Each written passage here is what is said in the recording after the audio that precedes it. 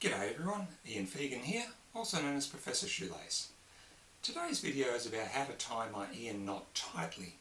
Now a lot of people have managed to learn the Ian knot, the world's fastest shoelace knot, but it takes quite a few years to develop the experience to how to tie it tightly.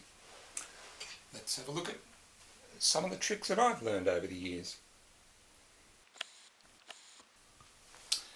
Now first I'll show you the Ian knot, how I normally tie it. Create two loops and pass them through each other. It's just a simple in-out movement like that. Now when you're actually trying to tie it tightly, you've got a lot of tension there, and people normally do this sort of thing. They hold the knot and form the loops and so forth, and always holding fingers on that starting knot.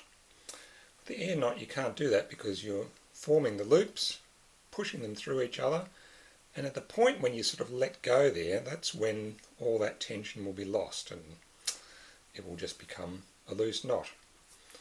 I mean, not that the knot itself is going to come undone, but the bit that you're trying to hold nice and tight around your foot will end up feeling loose. So, the tricks I've learned. Firstly, when you're pulling them apart like that, make sure you always maintain tension, whether you're pulling that way or that way. Always have to maintain tension.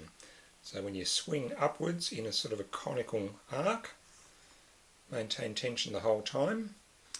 And when you do the transfer, always keep pulling upwards. You can see there I've sort of let it slip off the thumbs there, but I'm always maintaining upwards tension. When I pull outwards, that will be nice and tight.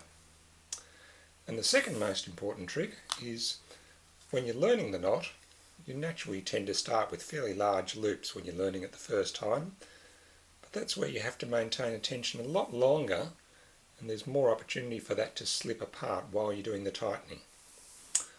So I tend to use very small loops. You can even go as small as just barely wrapping around your finger and thumb, pass them through, and you can see there it's almost instant. No time for this part to sort of slip apart.